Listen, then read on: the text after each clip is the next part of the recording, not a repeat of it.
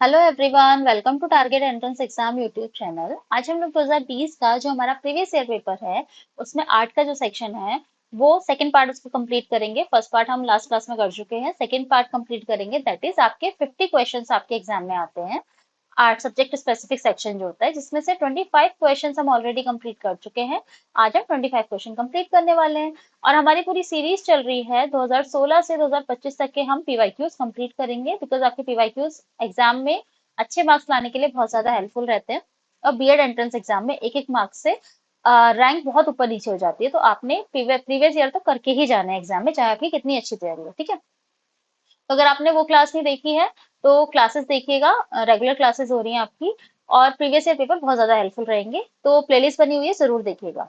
और अगर आपको इस क्लास की पीडीएफ चाहिए तो टेलीग्राम पे, सॉरी, आपको इस क्लास की पीडीएफ चाहिए तो आपको प्ले स्टोर पे जाके target entrance exam application download करना होगा। वहां पे साइन अप करके आप अपनी क्लास की पीडीएफ एक्सेस कर सकते हैं। इसके अलावा अगर आपको 2016 से 2025 तक के सारे पीवाईक्यूज चाहिए, चाहे आप आर्ट साइड से हो चाहे आप साइंस बैकग्राउंड से हो, ठीक है, साइंस दोनों का अलग अलग है। आर्ट्स बैकग्राउंड से हो चाहे साइंस बैकग्राउंड से हो, दोनों में से किसी भी बैकग्राउंड से आप हो, इस नंबर पे सर को कांटेक्ट करना।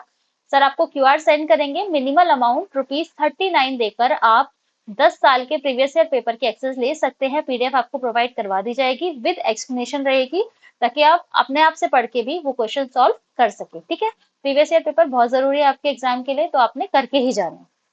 इस नंबर पे सर को कांटेक्ट करना कि प्रीवियस ईयर पेपर चाहिए बीएड एंट्रेंस एग्जाम के। ठीक है, ओके, क्लास स्टार्ट करते हैं आज। 76 क्वेश्चन है हमारा, 75 तक हम ऑलरेडी कर चुके हैं, 76 क्वेश्चन है। विंग्स ऑफ फायर किसने लिखी है? Wings of fire, Salman Rushdie, Arundhati Roy, Taslima Nasreen या एपीजे अब्दुल कलाम। देखो, आप पिक्चर भी देख रहे होंगे, आपको समझ में आ रहा होगा, ये एक ऑटोबायोग्राफी है। किसकी है? APJ Abdul Kalam, doctor APJ Abdul Kalam की ऑटोबायोग्राफी है। मतलब उन्होंने अपने जीवन की कथा खुद लिखी है, आत्मकथा जिसको बोलते हैं। ठीक है, आत्मकथा है विंग्स ऑफ फायर, बहुत इंपॉर्टेंट बुक है, याद रख लेना। नेक्स्ट क्वेश्चन, इको मार्क किसी उत्पाद पर दिए गए इस प्रमाणन का चिन्ह होता है कि यह उत्पाद, मतलब आप देखते हो, आप कोई प्रोडक्ट खरीदते हो, उसमें इको ऐसे साइन होता है ना, इको मार्क होता है। तो आपको बताना है कि इको मार्क होता है वो क्यों होता है, मतलब क्या दिखाता है ये कि प्रोडक्ट कैसा है। तो प्रोडक्ट कैसा है, कैसे दिखाता है, ये नष्ट होने वाला नहीं है, या पर्यावरण की दृष्टि से अनुकूल है, किफायती कीमत वाला है, या अच्छी किस्म का है। तो जो इको मार्क है वो ये बताता है कि जो प्रोडक्ट है आपका वो इको फ्रेंडली है, मतलब पर्यावरण की दृष्टि से अनुकूल है। ठीक है, देखो इको मार्केट है, आपको बताता है कि पर्यावरण की दृष्टि से अनुकूल है। बी सही आंसर हो जाएगा। नेक्स्ट क्वेश्चन है आपका, दलाल स्ट्रीट कहाँ है? पेरिस, लंदन, मुंबई या न्यूयॉर्क? दलाल स्ट्रीट कहाँ पर है? ये मुंबई में है, ये मुंबई में। सी इसका बिल्कुल सही आंसर हो जाएगा। जिसे कहते हैं ना, बॉम्बे स्टॉक एक्सचेंज कहते हैं, दलाल स्ट्रीट भी कहते हैं। तो ये कहाँ पर है? मुंबई में। ठीक है, तो सी इसका बिल्कुल सही आंसर हमारा हो जाएगा। देखो ये आपकी इमेज है उसकी। नेक्स्ट क्वेश्चन, नाबार्ड की स्थापना किस वर्ष हुई थी? 1970, 1975, 1977 या 1982? देखो, नाबार्ड की फुल फॉर्म भी यहाँ पे दे रखी है, national bank for agriculture and rural development. ठीक है, नाबार्ड की पूरी जो फुल फॉर्म है उसको याद कर लेना, बहुत जरूरी है। और नाबार्ड की आपसे पूछा गया है कि स्थापना किस वर्ष हुई थी, तो नाबार्ड की जो स्थापना थी वो हुई थी 12 जुलाई 1982 में, दैट इज 1982। डी इसका बिल्कुल सही आंसर हो जाएगा। ठीक है, नेक्स्ट क्वेश्चन, भारत में महिला साक्षरता दर है, भारत में महिला साक्षरता दर कितनी है? 65.38, 53.70, 47.26 या 57.21? तो महिला साक्षरता दर जो है वो 65 की अप्रोक्स है, मतलब रूरल की अलग, मतलब ग्रामीण क्षेत्रों की अलग है, और नगरीय महिला साक्षरता दर अलग है। तो ओवरऑल 65 के आसपास ही बैठती है, तो ए सही आंसर हो जाएगा। नेक्स्ट क्वेश्चन है आपका, निम्नलिखित में से कौन अवध का प्रथम नवाब था? अवध का पहला नवाब कौन था?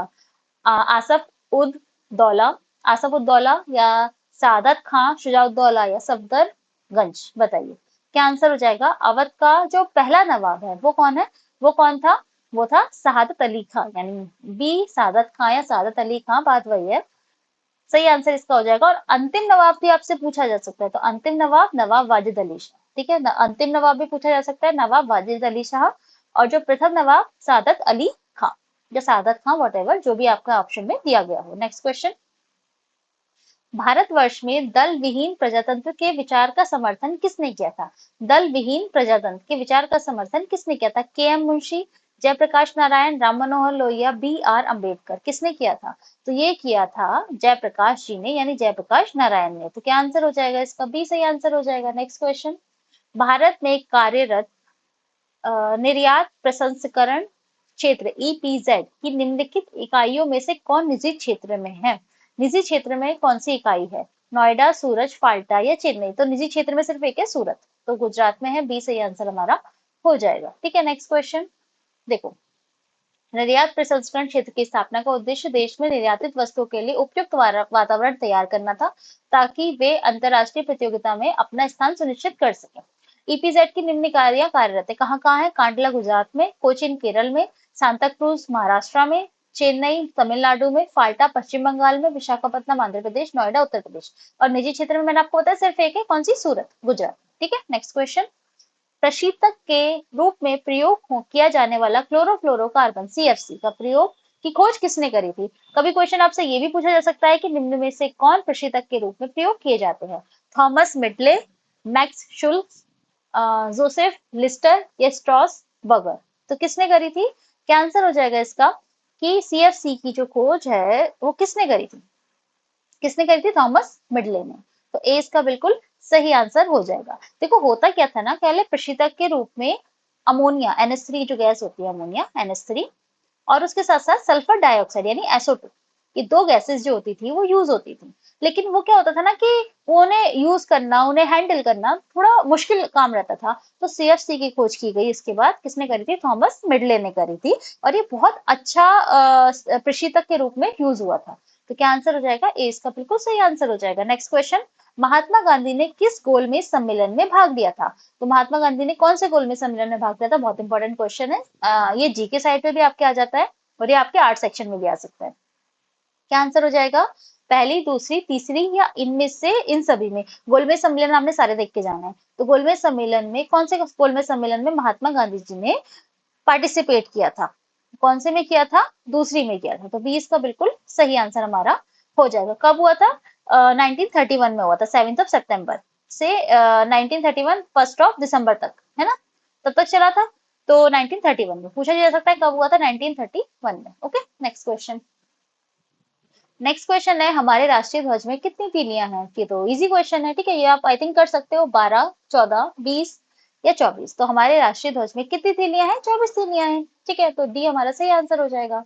नेक्स्ट क्वेश्चन है आपका, किस प्रकार के कंप्यूटर का उपयोग अधिकांशतः स्वचालित उपकरणों में किया जाता है? अनुरूप कंप्यूटर, संकर कंप्यूटर, प्रकाशीय कंप्यूटर या आणविक कंप्यूटर? देखो कभी कभी क्या होता है ना, हमने जो कंप्यूटर पढ़े होते हैं वो इंग्लिश में पढ़े होते हैं, तो हमें ना याद नहीं रहता अनुरूप कंप्यूटर कौन से होते हैं, एनालॉग कंप्यूटर होते हैं, संकर होते हैं हाइब्रिड कंप्यूटर होते हैं, प्रकाशीय कंप्यूटर ऑप्टिकल कंप्यूटर्स, आणविक कंप्यूटर हमारे मॉलिक्यूलर कंप्यूटर्स होते हैं। तो हमसे पूछा गया है कि स्वचालित उपकरणों में किया जाता है जो अपने आप चलते हैं, तो इसमें किसे हाइब्रिड कंप्यूटर का यूज किया जाता है, यानी कि आंसर हो जाएगा बी इसका बिल्कुल सही आंसर हमारा हो जाएगा। ठीक है, नेक्स्ट क्वेश्चन है हमारा, दक्षिण भारत की सबसे लंबी नदी है? दक्षिण भारत की सबसे लंबी नदी कौन सी? कावेरी, कृष्णा, गोदावरी या महानदी? तो ये कौन सी नदी है दक्षिण भारत की सबसे लंबी नदी? गोदावरी नदी है। तो सी इसका बिल्कुल सही आंसर हो जाएगा। नेक्स्ट क्वेश्चन, बुद्ध ने सर्वाधिक उपदेश कहाँ दिए थे? श्रावस्ती में, कौशल में, सारनाथ में या वैशाली में? तो जो बुद्ध थे उन्होंने अपने जो सर्वाधिक उपदेश पूछा, ये नहीं पूछा तो पहला उपदेश कहाँ देता, जो सर्वाधिक उपदेश कहाँ दिए थे? तो कहाँ दिए थे? श्रावस्ती में दिए थे, है ना, कौशल देश की राजधानी श्रावस्ती में दिए थे। तो ए इसका बिल्कुल सही आंसर आपका हो जाएगा। ठीक है, नेक्स्ट क्वेश्चन है आपका, नेक्स्ट क्वेश्चन है हिमालय पर्वत का विस्तार कितने देशों में है? 5, 6, 4 या 7? तो हिमालय पर्वत का जो विस्तार है वो 4 देशों में है। तो सी इसका बिल्कुल सही आंसर हो जाएगा। और कौन कौन से हैं? पाकिस्तान, भारत, नेपाल और चीन। आसपास के जितने देश हैं, पाकिस्तान, भारत, नेपाल और चीन, 4 देशों में इसका विस्तार है। ठीक है, नेक्स्ट क्वेश्चन, निम्नलिखित में से किसका मकबरा भारत में नहीं है? इसमें से कौन है जिसका मकबरा भारत में नहीं है? अकबर, बाबर, शाहजहां या औरंगजेब? तो इसमें से किसका मकबरा उसमें नहीं है, भारत में नहीं है? तो बाबर का मकबरा जो है वो काबुल में है, वो भारत में नहीं है। भारत जो बाबर की जो मृत्यु हुई थी वो आगरा में हुई थी, ठीक है। लेकिन जो उसका बाद में उसको, क्योंकि उसने अपनी खुद जगह चूज कर रखी थी कि मतलब उसने उसकी खुद चूज की हुई जगह पर वहां पे काबुल में उसको दफनाया गया था, तो मकबरा जो है वो इसका काबुल में है, ठीक है। अब हम एक काम करते हैं, बाकी लोगों के मकबरे भी देख लेते हैं, क्योंकि ये भी पूछा जाता है हमारे एग्जाम में, ठीक है। तो जो अकबर का मकबरा है वो कहाँ पर है, सिकंदरा में है, ठीक है। सिकंदरा है, आगरा के पास है, सिकंदरा वहां पर है। अच्छा, शाहजहां का मकबरा तो आपको पता है ताजमहल के अंदर है ना। आगरा में ताजमहल के अंदर है। और औरंगजेब का कहाँ पर है, औरंगाबाद में है, ठीक है। Okay, next question. निम्नलिखित में से सबसे पुराना वेद कौन सा है, सामवेद, यजुर्वेद, अथर्ववेद या ऋग्वेद। बहुत अच्छा क्वेश्चन है, कौन सा है, ऋग्वेद। सबसे पुराना वेद जो है वो ऋग्वेद है, ठीक है। Next question. पानीपत की तीसरी लड़ाई में मराठे किससे पराजित हुए थे, पानीपत की तीसरी लड़ाई में मराठे किससे पराजित हुए थे, राजपूत, अफगान, मुगल या सिख। तो पानीपत की सबसे पहले देख लेते हैं हम, तीसरी लड़ाई कहाँ हुई थी, मतलब कब हुई थी। तो वो हुई थी हमारी 14 जनवरी 1761 में, ठीक है। तो लिख लेते हैं 14 जनवरी 1761 में हुई थी। और किस किस के बीच हुई थी, मराठा के बीच हुई थी और अफगान के बीच हुई थी, ठीक है। तो अब आपको समझ में आ रहा होगा, जब मराठा हार गए तो कौन जीते, अफगान, ठीक है। तो किससे पराजित हुए थे, अफगान से पराजित हुए थे। तो 20 का सही आंसर हो जाएगा। तीसरी लड़ाई कब हुई थी, 1761 में हुई थी। किसके बीच हुई थी, मराठा के बीच में और अफगानों के बीच हुई थी। और कौन जीते थे, अफगान जीते थे। कौन हारे थे, मराठा हारे थे, ठीक है। Clear. Next question. Next question है हमारा, एमनियोसेंटेसिस से किसका परीक्षण किया जाता है, एमनियोसेंटेसिस से किसका परीक्षण किया जाता है। लिंग सहलग्न रोगों के लिए होता है ये, भ्रूण में लिंग परीक्षण के लिए होता है, मधुमेह रोग की पहचान के लिए होता है, या एड्स के पहचान के लिए होता है। तो किसके लिए होता है, जो एमनियोसेंटेसिस होता है ये होता है भ्रूण में लिंग परीक्षण के लिए प्रयोग किया जाता है, मतलब गर्भ में पता लगाया जाता है कि लिंग, बच्चे का लिंग क्या है, ठीक है। तो क्या आंसर हो जाएगा इसका, बी इसका बिल्कुल सही आंसर हो जाएगा, ठीक है। Next question. निम्न में से किस सब्जी में सर्वाधिक लोहा पाया जाता है, मेथी, पुदीना, पालक या तिल। देखो, देखने में क्या लग रहा है, मेथी पालक में तो बहुत होता है ये जो लोहा होता है, आयरन होता है, बहुत होता है। तो कहीं ना कहीं इसमें से एक आंसर हो सकता है, क्योंकि हम पढ़ते भी हैं घर में भी, लगातार हम सुनते ही है कि जब आयरन की डेफिशिएंसी होती है मेथी खानी चाहिए, पालक खानी चाहिए, है ना। तो हम देख लेते हैं कि कौन सी सब्जी में इसमें सर्वाधिक लोहा पाया जाता है। तो अगर हम मेथी की बात करते हैं तो 16.9 mg/100 ग्राम, ठीक है। इसमें इतना लोहा होता है, इसमें इतना आयरन होता है, ठीक है। अगर हम पुदीना की बात करें तो इसमें कम से कम 15.6 mg/100 ग्राम। पालक की बात करते हैं तो पालक में 10.9 mg/100 ग्राम।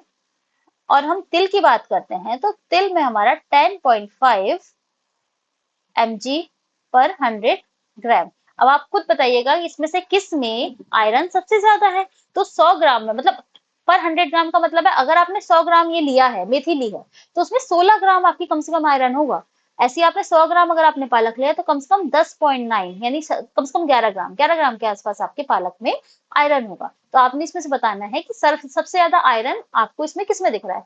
सीधी बात है, हम देख रहे हैं 16.9 मेथी में सबसे ज्यादा दिख रहा है ना। इसमें 15.6 है, इसमें 10.9 है, इसमें 10.5 के आसपास है।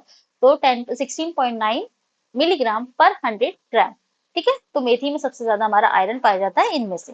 नेक्स्ट क्वेश्चन है आपका, डायजीपॉम नामक रसायन की प्रकृति किस प्रकार की है। देखो, ये डायजीपॉम है, ये एक इंजेक्शन भी है इसके, आपकी टैबलेट्स भी है। तो आपने बताना है ये किस लिए यूज होता है, यानी किस किस तरीके की इसकी प्रकृति है। ये एंटीबायोटिक्स है, एंटीसेप्टिक है, एंटीपायरेटिक्स है, एनेस्थेटिक है। तो आप देखेंगे कि जो डायजीपम है ये एनेस्थेटिक्स का यूज होता है। आपने एक और एनेस्थेटिक के बारे में पढ़ा होगा, यानी निश्चेतक के बारे में पढ़ा होगा, निश्चेतक कहते हैं ना। तो किसके बारे में पढ़ा है आपने, अगर आप मुझे बताएंगे तो क्लोरोफॉर्म के बारे में पढ़ा है ना। तो ये उसका अल्टरनेटिव है एक तरीके से, डायजीपम अल्टरनेटिव, मतलब आपने अगर सुंघा दिया तो बेहोश हो सकता है इंसान। तो अगर हम कुछ एनेस्थेटिक कहते हैं, निश्चेतक कहते हैं जिसको, आप एनेस्थेटिक आ सकता है, निश्चेतक आ सकता है।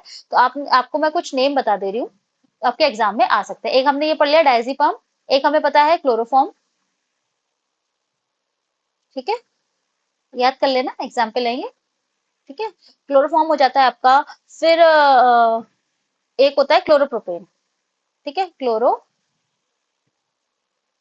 क्लोरोप्रोपेन।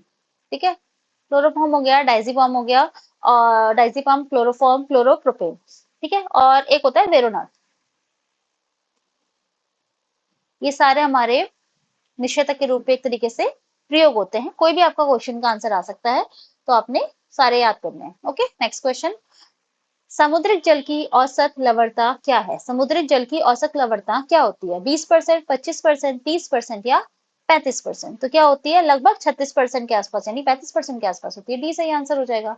नेक्स्ट क्वेश्चन है, अल्पाइन पर्वत निम्न निर्माण घटित हुआ। जो अल्पाइन जो पर्वत है उसका निर्माण कब घटित हुआ? कैम्ब्रिज युग में, पूर्व कैम्ब्रिज युग में, आर्कियन युग में, तृतीय युग में? तो ये मध्य टर्शरी युग में, यानी तृतीय युग में लगभग माना जाता है। तो डी सही आंसर हो जाएगा। नेक्स्ट क्वेश्चन है, किस फसल के लिए काली मिट्टी सर्वाधिक अनुकूल होती है? कपास के लिए, बाजरा के लिए, चना के लिए या जौ के लिए? तो जो कपास होता है उसके लिए काली मिट्टी जो होती है बहुत ज्यादा अनुकूल होती है, और इसे रेगुर मिट्टी भी कहा जाता है। रेगुर मृदा भी कह सकते हैं, काली मिट्टी कह सकते हैं, रेगुर मृदा, कुछ भी आ सकता है। तो आपको अल्टरनेट नेम भी पता होना चाहिए। नेक्स्ट क्वेश्चन, 100 रुपए, एक रुपए के नोट पर किसके हस्ताक्षर होते हैं? बहुत इंपॉर्टेंट क्वेश्चन है, बहुत ज्यादा बच्चों मान के चलो, क्योंकि कभी आपसे 1 रुपए का नोट पूछा जा सकता है, कभी आपसे पूछा जाता है 100 रुपए के नोट पे किसके हस्ताक्षर रहेंगे। देखो यहाँ तो वैसे 100 रुपए का नोट लगा है, अगर आप देखेंगे 100 रुपए के नोट पे यहाँ गवर्नर के हस्ताक्षर है, थोड़ा आपको दिख नहीं रहा होगा। अगर मैं बता देती हूँ, 100 के नोट पे गवर्नर के हस्ताक्षर है, लेकिन 1 रुपए का नोट ऐसा होता है जिसमें गवर्नर के हस्ताक्षर नहीं होते। तो ये ऑप्शन तो गलत हो गया। किसके होते हैं? वित्त मंत्री के होते हैं, वित्त सचिव के, या भारत के अकाउंटेंट जनरल के। तो जो 1 रुपए का नोट होता है वो भारतीय वित्त मंत्रालय द्वारा जारी किया जाता है, और उसमें केंद्रीय वित्त सचिव के हस्ताक्षर होते हैं, यानी हमारा सी बिल्कुल सही आंसर हमारा हो जाएगा। ठीक है, होता क्या है, बहुत इंपॉर्टेंट क्वेश्चन है। जो बाकी नोट होते हैं ना हमारे, मतलब ये आपका 1000, मतलब 1000 के तो कहाँ ही चलते हैं, 100 का नोट हो गया, 200 का नोट हो गया, ठीक है, ये सारे रिजर्व बैंक के द्वारा होते हैं, और रिजर्व बैंक के गवर्नर के इसमें हस्ताक्षर होते हैं। लेकिन जो 1 रुपए का नोट होता है ना, वो वित्त मंत्रालय द्वारा जारी किया जाता है, उसमें वित्त सचिव के हस्ताक्षर होते हैं, क्योंकि ये अकेला ऐसा नोट होता है, इसलिए बहुत ज्यादा इंपॉर्टेंट ये हो जाता है। ठीक है, ओके। तो आज हमने आर्ट साइड का जो हमारा क्वेश्चन पेपर था 2020 वाला, उसमें हमने वो सारे क्वेश्चन हमने कंप्लीट कर लिए। ठीक है, तो अगर आपको इसकी पीडीएफ चाहिए, Telegram sorry target entrance exam application पे जाके मिलेगी। और अगर आपको प्रीवियस ईयर पेपर चाहिए, जो कि मैंने आपको पहले बता दिया था, वो आपको 39 का पेमेंट करके जो नंबर आगे दिया गया है वीडियो के स्टार्टिंग में, उसमें बोलिएगा, उसमें मैसेज कर दीजिएगा, वहां पे 39 का पेमेंट करके आपको वो पीडीएफ भी प्रोवाइड करवा दी जाएगी। ठीक है, तो नेक्स्ट क्लास में मिलते हैं। Thank you so much.